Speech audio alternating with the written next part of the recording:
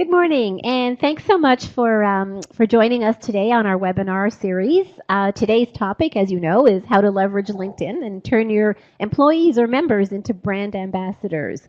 So we're very excited today to have with us, I'm your moderator, Lydia Sani, one of the co-founders of Redwood Performance Group.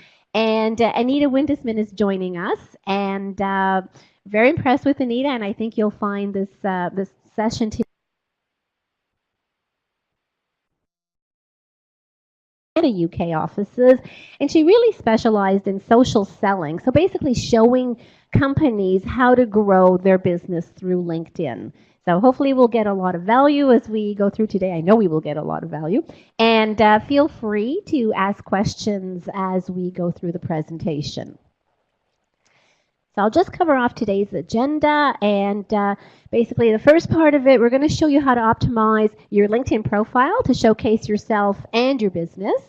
And then we're going to show you how to build your network to increase your visibility online. So how to build a good, solid network. Then we're going to look at using LinkedIn for finding and engaging with customers and prospects and how to do that effectively. And why people do this really is you want to know your measurements. What's my success, my failures, where am I doing well? And Anita's going to help us with that as well. So on that note, I would like to turn it over to Anita. Thank you so much for that warm introduction, Lydia. I really appreciate it. So for everyone on the call today, I have a question for you. What are your current business challenges?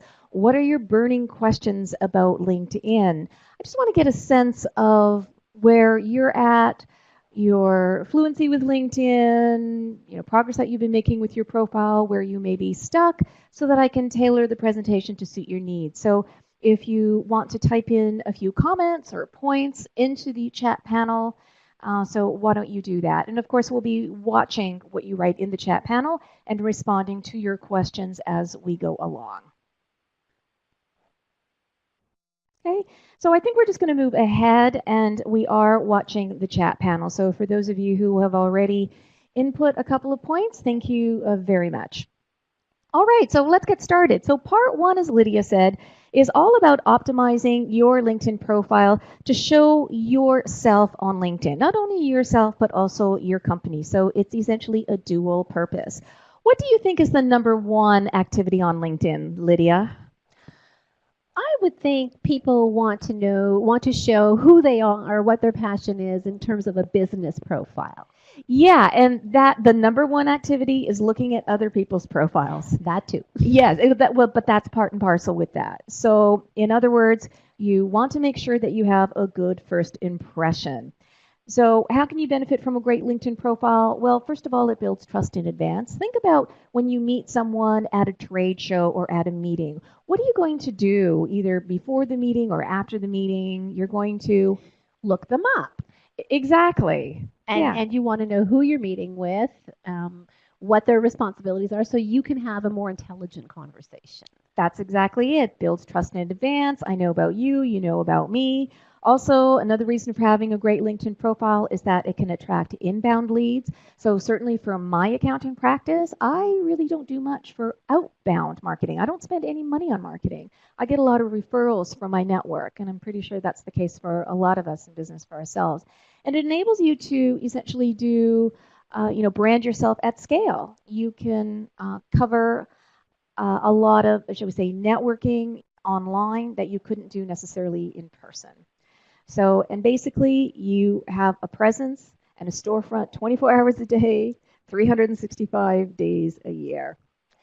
So Anita, we have a question here on business challenges, and it's really how to attract candidates to someone's organization page. Yeah, exactly. And that leads us to employee advocacy. So this is coming up perfectly. So the whole notion of personal branding and doing that under the umbrella of your business, this is a new buzzword that you've been hearing about in the last few years, and that is employee advocacy. So companies are helping individuals establish their professional brands on LinkedIn, on Twitter. They're providing social media guidelines and policies, how you can do that authentically, showcasing not only the company that you work for, but yourself as well. And so by employee advocacy, organizations are encouraging individuals to post pictures about, what's happening within the organizations, maybe the volunteer things that you're doing, or the community things, or, new products that are being offered. So it doesn't all have to be kind of businessy, right? And so as long as you have some guidelines for your staff, that's one way that you can show the insides of your business in an authentic way. So that's how you can then attract candidates to your business, essentially. Great. Yeah. So Lydia, if you were to take a look at this LinkedIn profile, you see the profile on the left, the person on the right, who would you rather do business with? Or, who do you trust? Well, definitely the person on the right is showing us more of a warmth, more who they are, and you tend to be more attracted to connect with that person. Yeah, absolutely, because what the profile on the left says, I don't know how to use LinkedIn, I don't care, I'm wondering if that is in fact a real person. So yeah, absolutely. So the goal today is to help you have a very professional and complete profile like the one on the right. So are you ready for the top 10 tips? And we're going to zoom right through them. Okay, tip number 1 is to customize your background image. And this is kind of a relatively new feature of LinkedIn. It's only been around for a couple of years. And a lot of people still have the default background. So if you just have a blue banner, make sure that you change that right away. So here are 2 great examples of banners. And so the first one here, one of my clients is in the landscaping business, and so their company provides images for their employees. And so in the summer they put grass, in the winter they put snow. So this is really showcasing and highlighting the services that they provide. This is Mark, a former colleague that I worked with at LinkedIn, and so he works at a company called Hootsuite. Owl Hoot, get it? Owl Hoo Hoot, right? So, love it. So you can be a little humorous, a little ironic, a little funny. And for those of you that work at larger companies, what I would suggest is that maybe you want to provide a few different kinds of backgrounds for your employees, going back to employee advocacy. They don't have to use those background images, but you're just making it a little bit easier so that they can choose from pre-created images. So I like background images because this really turns your profile into something a little bit more interesting and a little bit more visually appealing as well. So tip number 2, and I have to, remind individuals about this all the time, upload a professional photo. Day in and day out, I see examples of really bad examples of LinkedIn photos. So Lydia, what's wrong with these photos? A lot. I mean, they'd be okay on Facebook. They're obviously not professional. They're poor quality. They don't bring a business aspect to it at all. You're absolutely right about that. Bad quality, too casual. And these are the before pictures and these are the after pictures. We clean up really nicely, don't we? So you can see the professional photos are headshots, dressed in business attire against a neutral background. And make sure you have a photo. I still run across people who don't have professional photos because profiles with photos are 14 times more likely to be viewed than those without. And when I say professional, I was delivering a workshop the other day and I got an idea from somebody there. He says he got his headshot taken at Walmart, $14. That's amazing. Right, that is amazing. Or if you have a colleague, ask them to take a picture of you, but it doesn't have to be expensive. Tip number 3, this is really important. This is where I see a lot of people don't take advantage of real estate and a place to express who they are, what they do, and the value that you provide. So this is more than I'm an account executive at company ABC, or I'm a financial advisor at ABC. Instead, what you want to do is to explain a little bit about, for instance, suppose you're in insurance. So it could be providing insurance for new Canadians in the GTA, or specializing in estate planning for whatever. So in other words, you want to be very specific in what you do and not generic. So in this particular case here, one of my former colleagues Melanie, helping families create a lifetime of memories, one campfire at a time. She runs a campsite. Pretty specific in what she does and kind of the feeling that she wants you to feel when you're looking at your profile. So again, your headline is not your job title. So go beyond the headline. And you have 120 characters in which to do that. So it's a tall order, Lydia, but you can do it.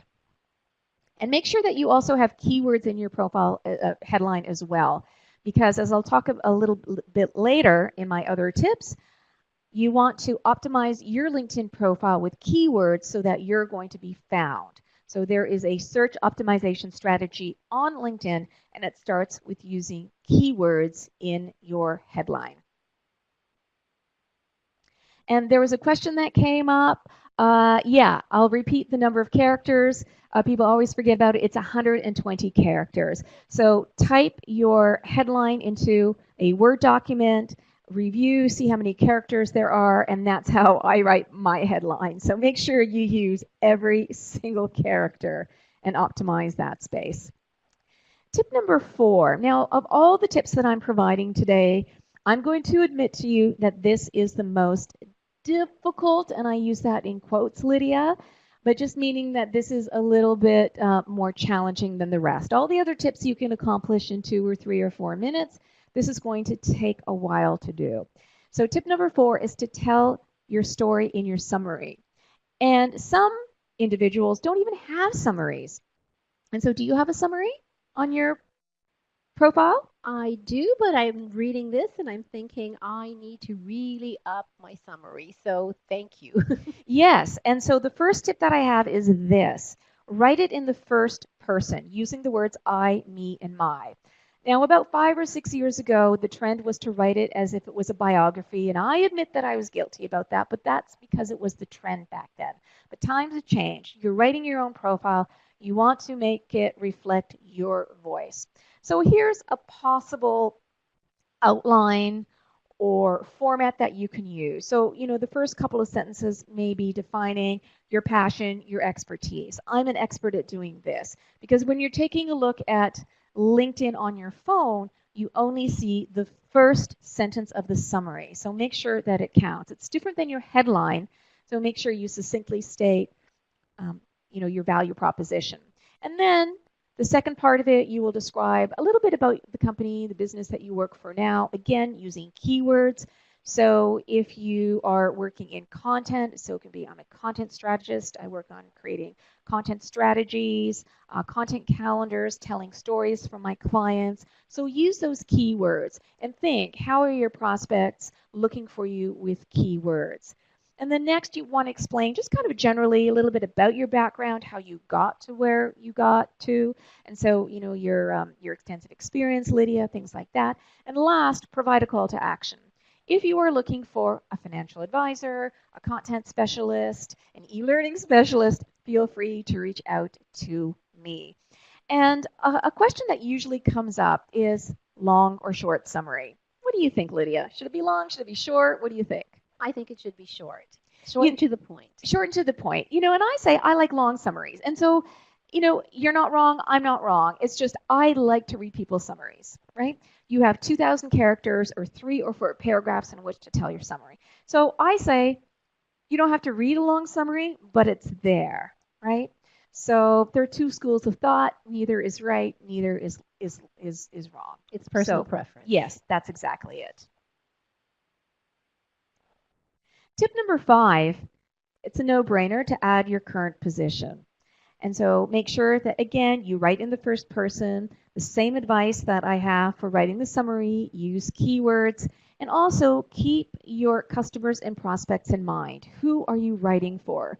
If you're in business for yourself, you're trying to attract, prospects. If you're working for a company, what do you offer your potential customers, right? And then also provide a call to action as well. So a common question that I usually get is, how far back should I add my positions? And it depends, right? And, if you sort of had different types of expertise and you want to showcase showcase that in your profile, feel free to add that. If you want some kind of fun things and show that you were a lifeguard when you were 17 years old, that's totally fine, but it's up to you. But I would say generally add at least 2 or 3, your current and then your past positions as well. So Raphael is asking, in different profiles, you find people's resumes. How useful is this? Well, it's a starting point to do a copy and paste from your resume, so that's perfectly okay. But if you do want to tell your story and explain things, sometimes you're not always able to do that in the 2 pages of your resume. So you can go above and beyond. And also, when you are applying for jobs, and this is not about searching for jobs on LinkedIn, but when you're applying for jobs on LinkedIn, sometimes you can see an easy apply button, which means that LinkedIn just sucks everything from your LinkedIn profile into the applicant tracking system. And so you don't even have to provide a resume. So make sure that it is complete. So yes, use your resume as a starting point, but you can go beyond the resume. Good question, Raphael. Thank you. Tip number 6. I love tip number 6. This is one of my favorite tips, and that is to add rich media to your profile. This makes your profile stand out because you can add visual elements like a photo, a video, a PDF, a sell sheet. So in other words, you are turning your profile into a sales and marketing tool. So what I always like to say to clients, and especially sales reps, that you want to go beyond the resume.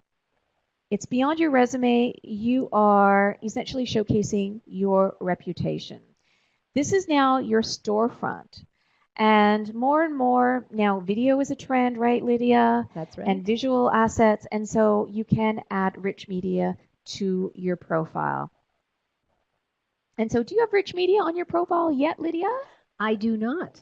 Yeah, and you're in a business where you can provide visual kind of assets to kind of show what you do. So I really encourage you to add something a little bit more visually appealing to your LinkedIn profile. You're absolutely right. I will.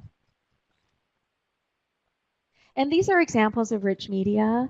And this is one client that I'm working with, and they do landscaping, so they show before and after pictures of their work. They show behind the scene team shots of team activities. And so to go back to Gervan asking the questions about attracting candidates to your organization, this is one way that you can make your company more interesting for possible candidates, right? Show what you do visually.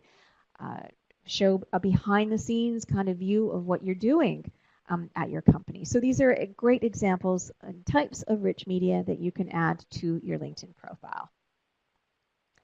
Tip number 7 is to customize your LinkedIn URL, and that is just a fancy way of saying your LinkedIn web address. Now, if you do not customize your LinkedIn URL, LinkedIn is going to give you this little unwieldy combination of letters and numbers. But what you can do is customize it with your name. And not only is it neat and tidy, but you can put that on your business card and put that in your email signature file. And so you're going to encourage people to connect with you on LinkedIn, those that you're dealing with on a regular basis. And how do you do that? Yeah, you go into your privacy settings. It's a very simple, easy thing to do. It's done instantly. So yeah, if there's interest in knowing how to do that, I can create a little tip sheet on how to do that. But it's very, very easy to do. And put that link on your resume. Tip number 8 is to add custom website links. And a common mistake that I see being made is that you choose the default blog or website. What a lot of people don't know is that if you choose other, then you can add custom anchor text. So I curate articles about LinkedIn and social selling. So instead of just choosing blog or website, which is not descriptive, I have here a description of what I curate. Learn all about LinkedIn and social selling. And provide a call to action. You want to give your viewers a little kind of insight into what they can expect at the end. So make sure that you're adding at least 3 custom website links to your profile that highlights not only the front page of your website, but maybe you want to highlight certain products and sections within your website. Or a blog, you can link to a YouTube channel, doesn't really matter. Tip number 9 is to add your phone number and possibly even address to your LinkedIn profile. We're all business people. We want to make ourselves available to our customers, to our prospects. And I have to say that it was about 5 years ago that I was a little bit afraid to add my phone number to my LinkedIn profile. But remember that only people who are connected to you can see your phone number. And I don't know about you, Lydia, but I rarely get phone calls anymore. I get emails, I get texts. Same right? here. Right. I can, I'm not going to be I'm not inundated with a lot of phone calls. So I don't be agree. afraid. Yeah. And if you're getting too many phone calls, then just take the phone, just take the phone number off. All right. And then tip number 10. So you were asking about how to customize your LinkedIn URL. When you are taking a look at your privacy settings, you'll see here you can edit your LinkedIn URL. There's a little blue pencil here where you can actually customize your LinkedIn URL. So that is where you not only review your privacy settings, but also you can customize your LinkedIn URL. A word about privacy. I find that the default privacy settings for LinkedIn are pretty good. You will not get into trouble if you just kind of out of the box use LinkedIn.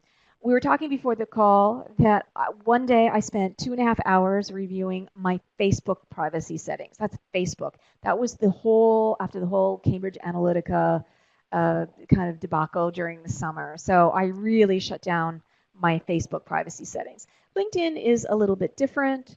And I think the defaults are okay, but I think it's always worthwhile to review your privacy settings. So, and I find this is something that people don't do often, but do that maybe once a year. And here's one privacy setting that I would suggest that you take a look at today. Ensure that your profile photo is visible to public. So Lydia, remember, how, you meet somebody at like a trade show or a conference and you want to search for them on LinkedIn right there and then, right? And suppose it's a common name and you're looking for someone.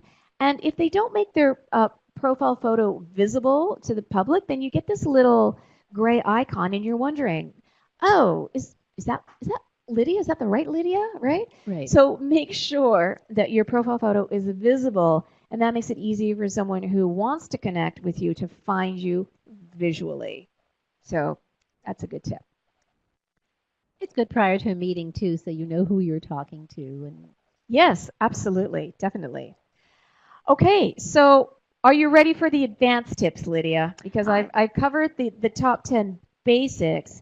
And the other thing that I should say is that all the tips that I'm providing today can be done on the free version of LinkedIn.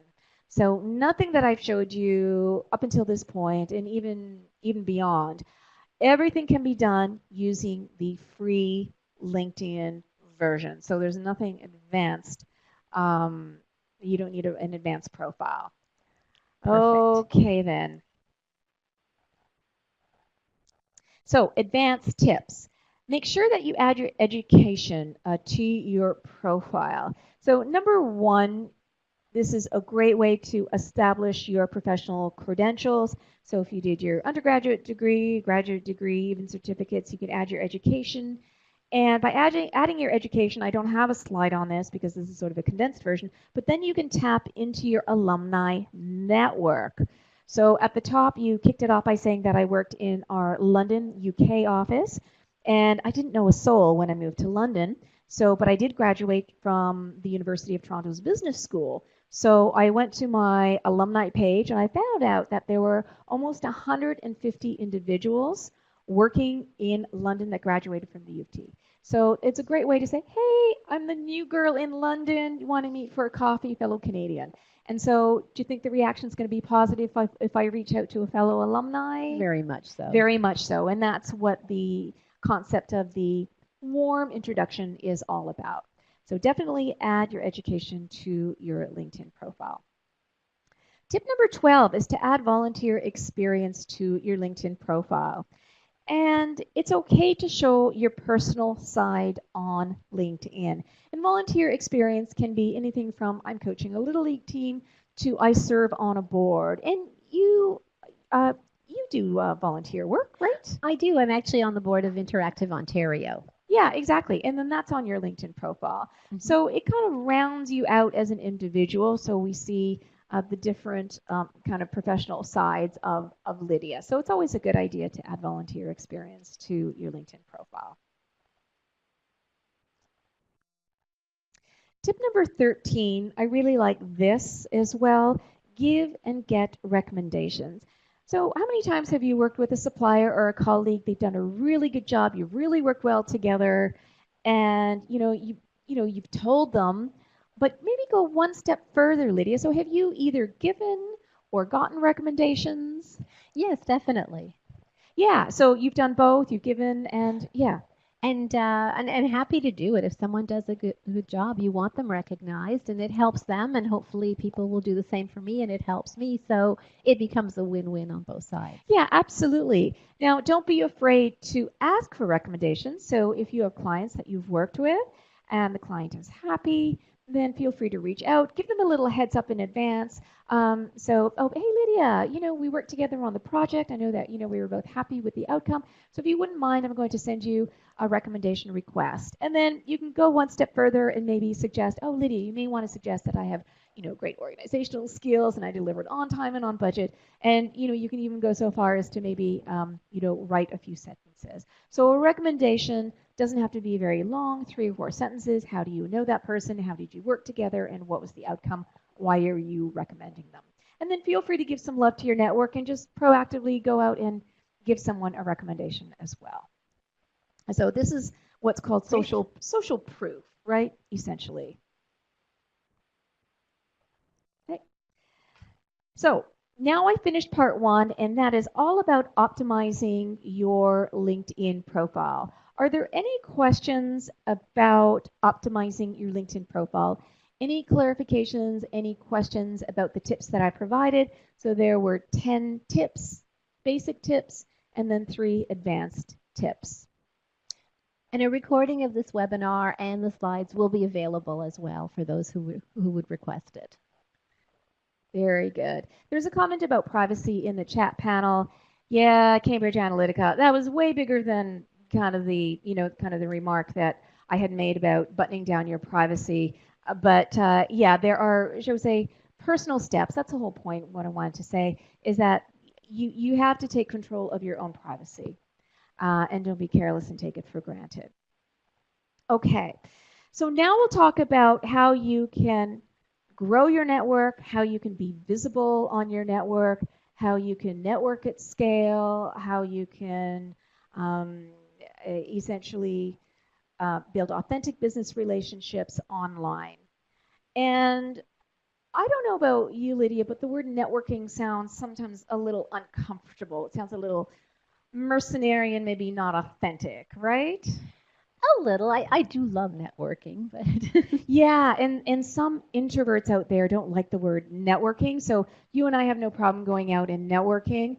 And so when I say to someone who maybe doesn't like to put themselves out there, just build and maintain authentic business relationships. Does that sound better? And then they say, oh, yeah, that sounds a little bit more like what I like to do. So yeah, so networking can be a scary word for some of us. But it doesn't have to be. And it's just about building relationships, maintaining relationships, congratulating people when you see online that they have changed jobs or they're posting interesting content or they have been promoted. And so these are all things that you can do, and I'll show you a little bit later about kind of paying attention to what's happening within your network. And you can do that at scale. So you can cover a lot more ground on LinkedIn than you can by just having one-to-one kind of coffee meetings. And that's really important, the face-to-face, but you can cover a lot more ground by doing that online as well. Now, who should you connect to? So my recommendation is that you connect to as many people as you know as possible, right? It's not about the quantity necessarily, but it is the quality.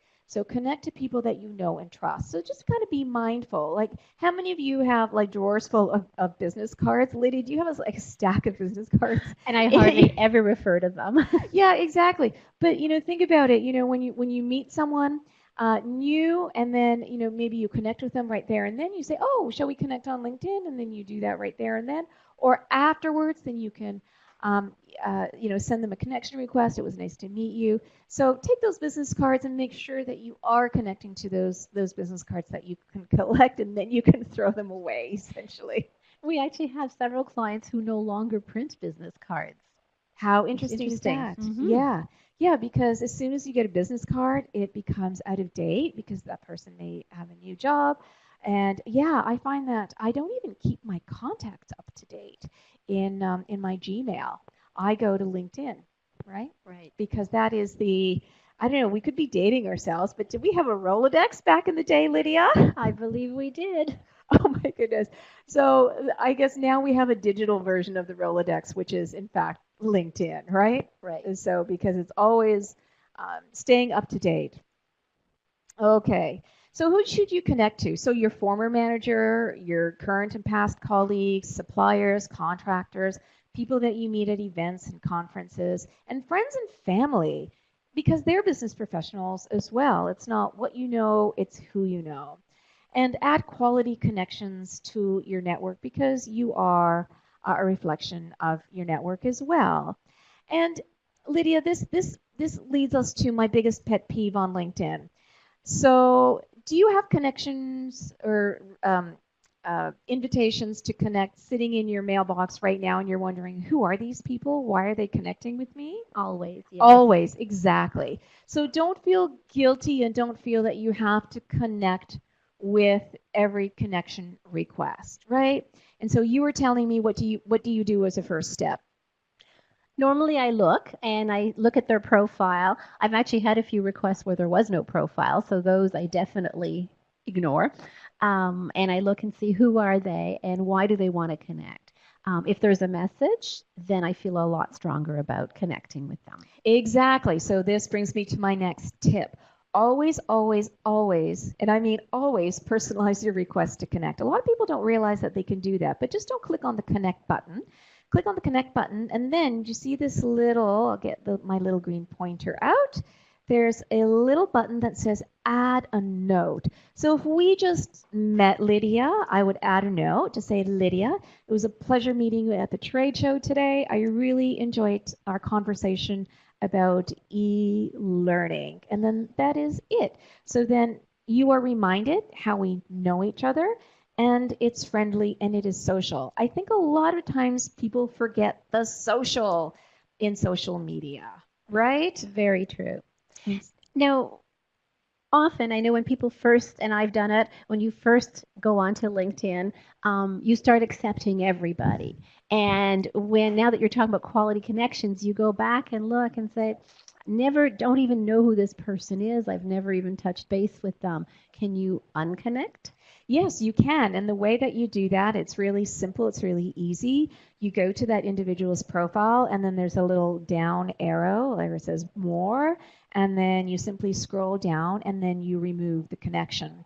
Now, a common question that usually comes after this is that person going to be notified that you have removed them as a connection? No. So if I remove you as a connection, Lydia, which of course I would not do, but there would not be a notification to say, Anita removed Lydia as a connection. You would not know, but look, I have thousands of connections and you probably have a lot as well. Mm-hmm. I wouldn't know if you unconnected from me unless I looked at your profile and I noticed that, oh, we are second degree connections instead of first. So right. Not a big thing. So it happens sometimes that you're wondering, why did I press on connect? Who is this person? So totally okay to remove and prune your connections. So absolutely. Okay, so now I'm going to be talking a little bit about content sharing on LinkedIn. Now, LinkedIn started and had its history in being a job search platform, and for the most part, that is still one of the major use cases of LinkedIn. But over the last few years, LinkedIn has really become a place to share status updates and information. You can actually write your own blog posts as well. And so LinkedIn is now becoming, at least my go-to source for content. And it's not just any kind of random content, but I can track content based on keywords and things like that.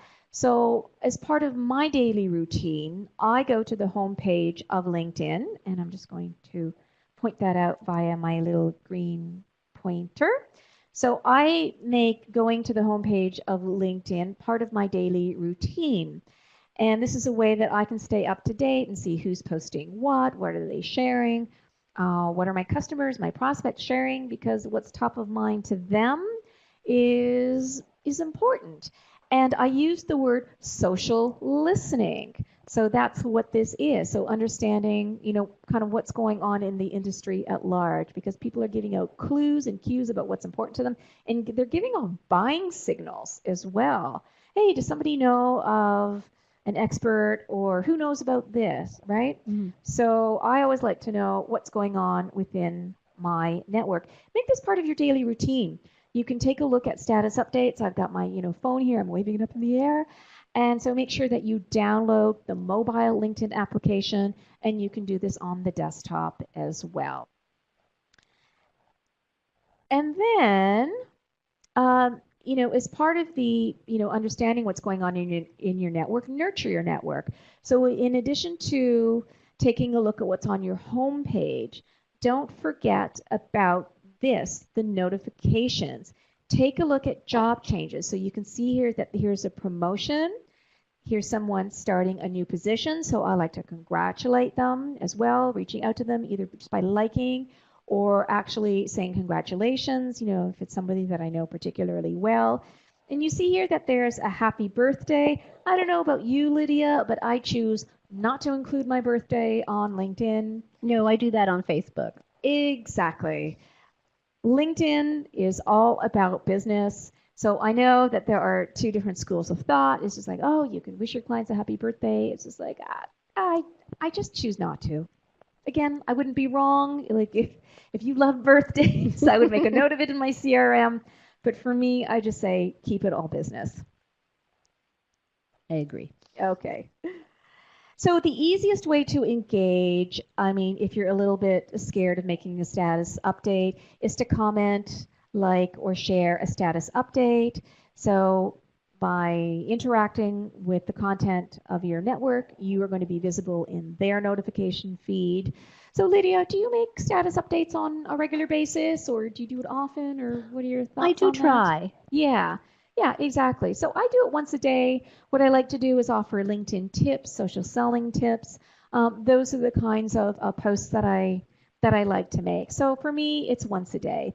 And that brings me to a little bit about, kind of like a caution and what's normal on Twitter. Twitter is a very chatty kind of network, and I make maybe 4 or 5 status updates on Twitter. That's perfectly okay on Twitter.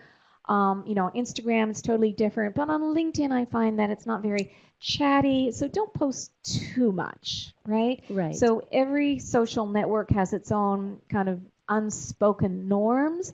So I say just don't be annoying. It's kind of an objective thing to say, but or is it subjective? Anyway, I don't know what not being annoying is, but just don't post and don't overpost as well. All right. And by posting a status update, it's not just maybe just getting my little green pointer here. Oh well. So a status update means that you can post an article, you can post an image, you can post a video. I find that more and more people are posting visual things because it's really easy to, and I'm looking at my phone, it's really easy to sort of scroll through a feed and just kind of take a look at an image. A picture is worth 1,000 words. So more and more we're relying on images and video, and that's going to be important kind of moving forward. But there are different kinds of status updates that you can post. And in fact, and you can also write articles. on LinkedIn. I just posted one yesterday or the day before. I delivered a presentation to job seekers that are 50 plus, and I posted an article about maybe the lack of age diversity and how these individuals are finding it a little bit difficult to find jobs in this day and age, and that's why they went to this workshop that I provided through the Ontario Coalition of Senior Citizens, and there was, quite a few comments on this particular blog post that I made. So for those of you that are blogging and you've got your own, blogs, that's fine. Here's the challenge: post on LinkedIn. You will probably find that you'll get more visibility on LinkedIn. So post on LinkedIn as well. Yes, exactly. Yeah, that's a common question that I usually get. Am I going to be dinged for search engine optimization if I post on my blog and I post on LinkedIn? No, because it's your content, it's on your domain, and then you're posting on your own LinkedIn profile. So it doesn't hurt. And I always say test the two. Where are you getting more eyeballs? And I always say, consult your own workplace social media policy. It's just common sense. We were talking before about stay away from the controversial topics, which are politics, religion, anything like that. This is a business, and that's what you should be using it for. Yeah, and it's okay to sort of have an opinion on things, but just don't be ranting and raving on LinkedIn. So, the politics in Ontario, it's very contentious these days. I'm just not going to touch it. U.S. politics, no way, right? It shows your political stripes. You don't know who's looking. It could be off-putting to your customers, your prospects. So just kind of stay neutral on just kind of general business topics, right? Agreed. Trends in e-learning, trends in AI, things like that, business trends, right? So that's what I like to post. But of course, if you're working for a corporation, make sure that you consult the social media policy. And it's kind of the same advice. It's just basically, you're not going to get into trouble posting on LinkedIn, essentially, right? Okay, right. So part one, I covered how to optimize your LinkedIn profile. And part two, it was about how to grow your network and be visible. And part three, it's more for individuals that are maybe in sales role, or you're looking for customers, you're looking for prospects, you're looking for experts, you're looking for expertise. How can you find individuals on LinkedIn? So get clear on who your ideal customer is, so what industry, what title, what geography, what company. So I want to reiterate that what I'm showing you now is a free search on free LinkedIn. If you are in a sales role, if you are wanting to use LinkedIn for some very specific targeting, I have a LinkedIn Sales Navigator license that costs $1,200 a year, and that's totally fine for people that are in real business development roles. But what I'm showing you is a light search that you can do. And again, everything on this webinar today is how to use free LinkedIn. So if you are looking for facility managers in Calgary, you can do a very quick and easy search in doing so, and you can take a look at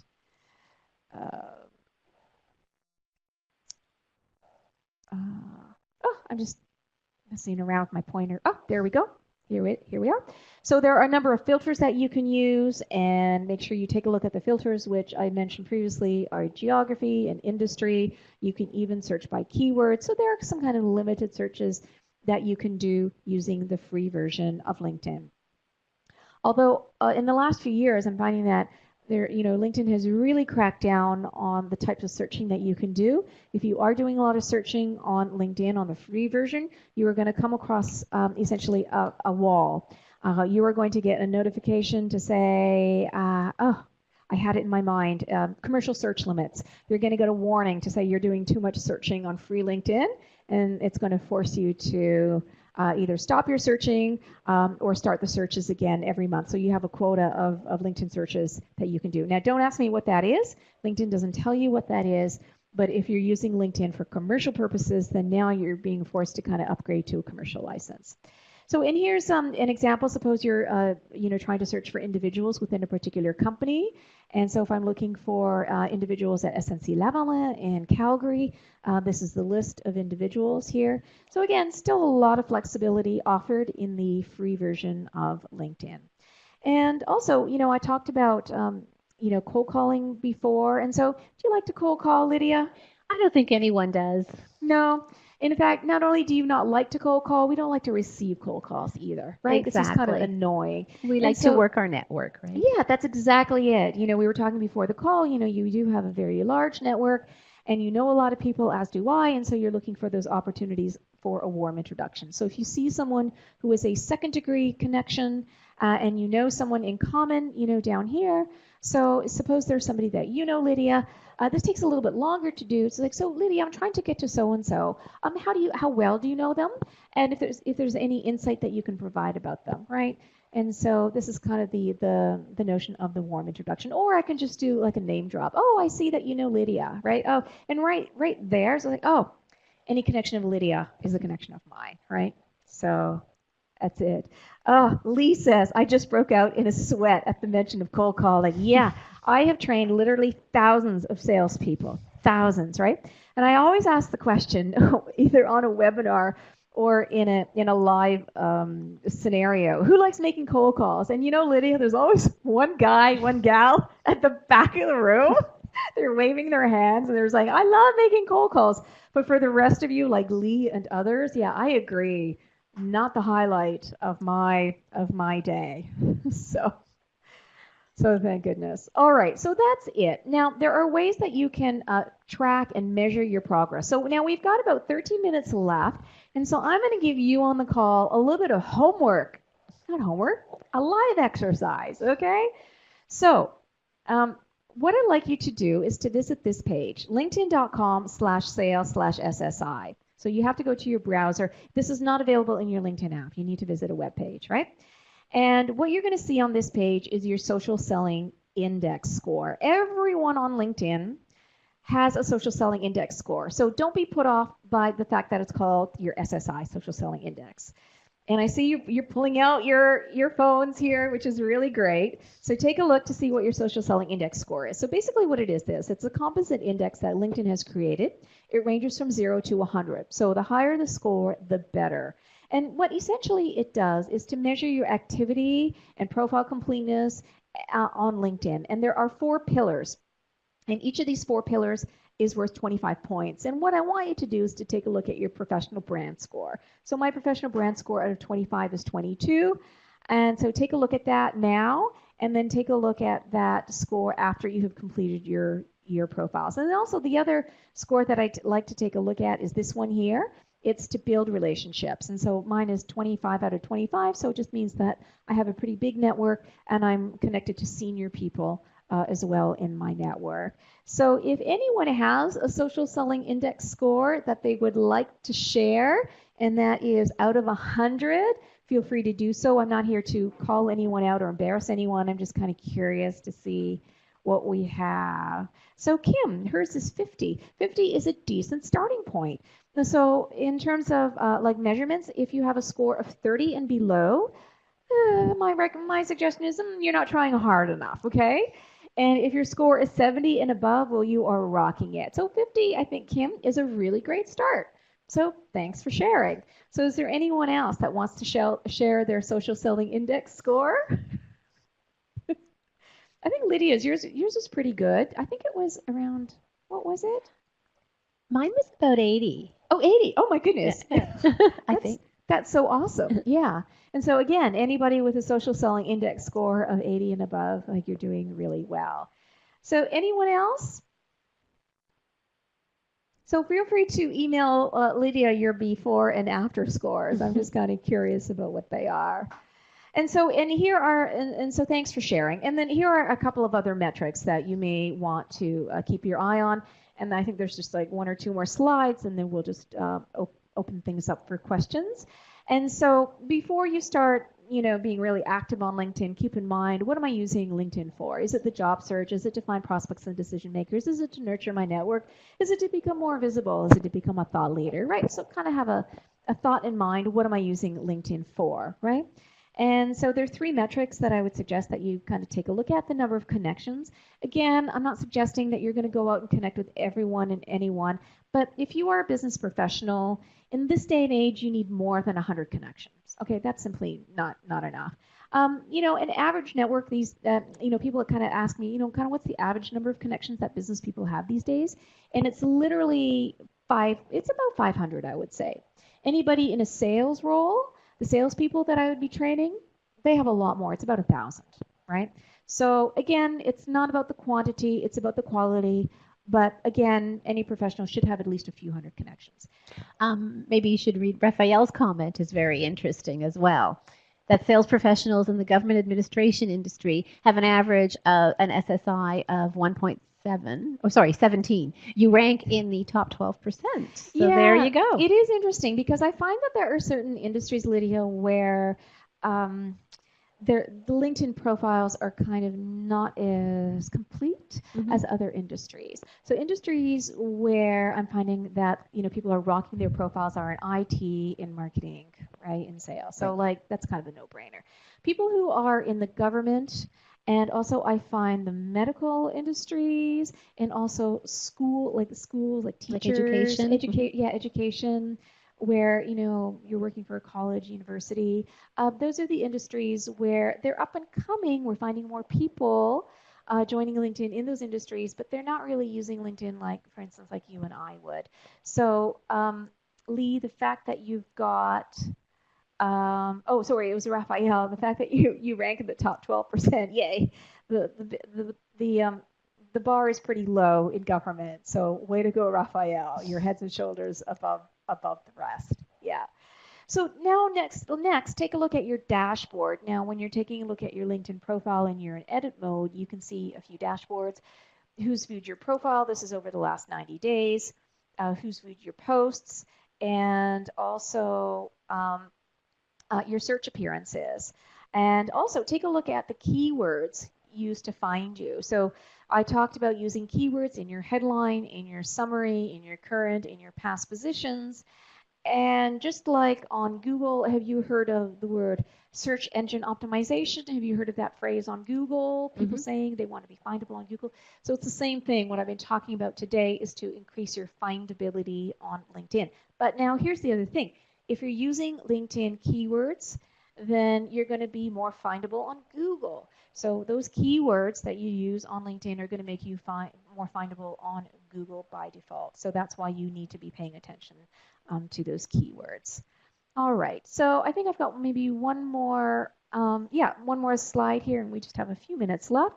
So in summary, here are the next steps. So complete your LinkedIn profile, make sure that you monitor your score, make LinkedIn part of your daily routine. So if you're not in a sales role, 15 minutes a day. If you are in a sales role, my goodness, you have to be on it a whole lot more. Post status updates regularly, whatever you feel comfortable with. Start off with once a week, a couple of times a week, and then reach out to your ideal prospects. So that is it. So I'd like to ask anyone, if you have any questions, feel free to ask them. And Lydia, I mean, out of all the LinkedIn tips or things that I provided today, was there one particular tip or insight or something that I said that kind of resonated, or I didn't know that, or I need to do more of that? And if there's anyone else that wants to type that into the discussion box, then feel free to let us know. So was there anything that you said I need to do more of? Well, I do need to post more. I need to be more active on LinkedIn, and really felt there was a lot of value. I'm going to go back now, look at my profile again, and I know I'm going to improve it. So I really appreciate your tips today. They were very, very helpful, and it's certainly taught me a lot, and I hope it's done the same for everyone out there as well. Yeah, and you bring up a good point, Lydia, because you may have worked on your LinkedIn profile in the past, and it was fine. And I think you should be looking at it on a quarterly basis, because LinkedIn adds new features, things like that background image and rich media. And I think at least on quarterly basis, just to kind of, take a look at your profile, and definitely on a yearly basis, just make sure that it's really relevant. And the good news is that it's a work in progress. So suppose it isn't all that great today, we'll take an action, improve one thing, and then tomorrow you improve another thing, right? Right. So it's always a work in progress, and don't feel that it has to be perfect. It can improve over time. And that's what it is. I mean, it's really organic. You're growing as you go, and when you have something new to add, then it's worth adding. Yeah, exactly. A couple of things coming up that I see that are going to be new on LinkedIn, or just one new thing.